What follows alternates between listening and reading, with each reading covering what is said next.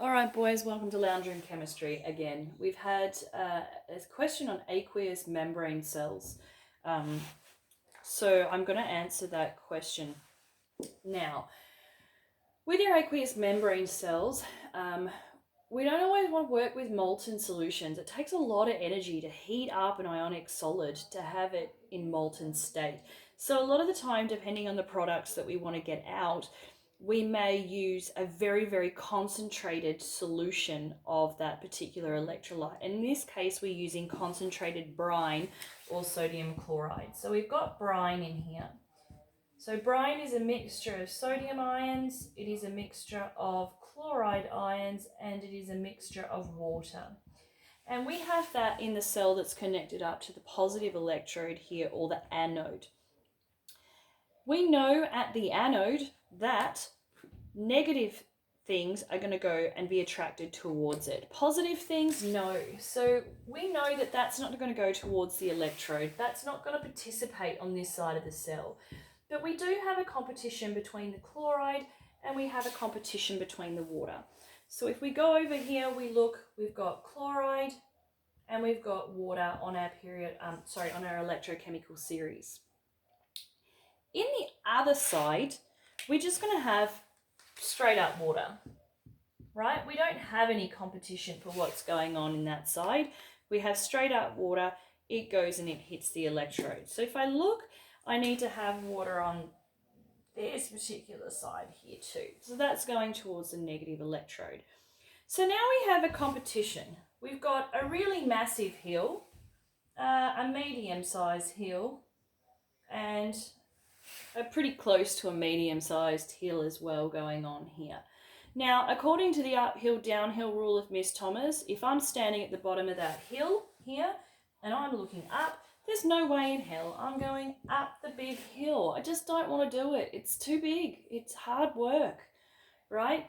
Electrolysis, exactly the same thing. But these two hills are quite similar in size to each other, right? They're both next to each other in the electrochemical series. There's not very much difference between the E0 values for both of those equations. So when we see them here in this particular cell, even though the smallest hill is the most favorable in this particular situation, or should be, because we're very concentrated, this is going to fight a little bit harder, right? This is going to push out a lot of the water, especially because it's negative. So the concentration of these solutions is actually going to see this win. Theoretically, with the uphill-downhill, that shouldn't happen. In a less concentrated solution, if it was, say, 1 molar, we definitely see the water becoming the winner. But because we have so many chlorides, we're overwhelmed at the anode, and the chlorines are going to win. So that sees this particular equation happening in this half cell. We've got 2 chloride ions going to chlorine gas and 2 electrons. And the chlorine gas escapes up here through the top, right? Now, as we look at the other side of the equation, we have the water reacting. So over here, we've got water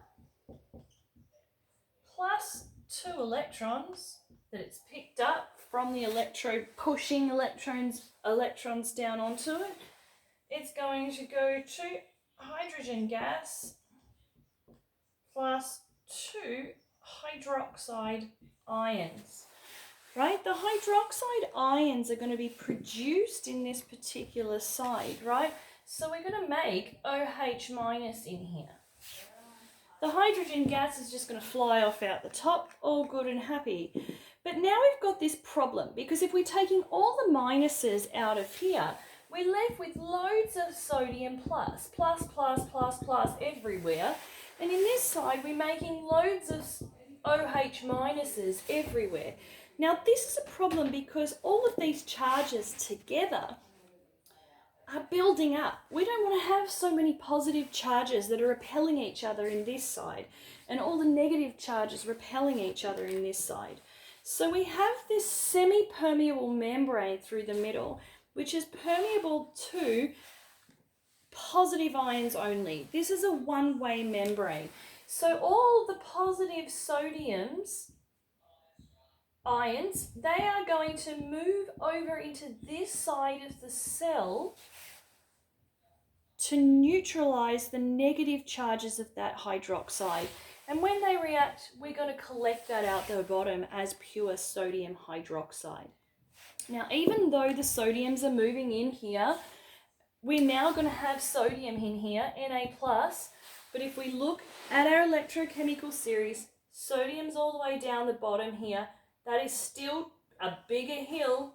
Nah, that's not going to react in favour to the water, even if it does move from one side to the other. I hope that answers your question, and I will see you next time for Lounge Room Chemistry.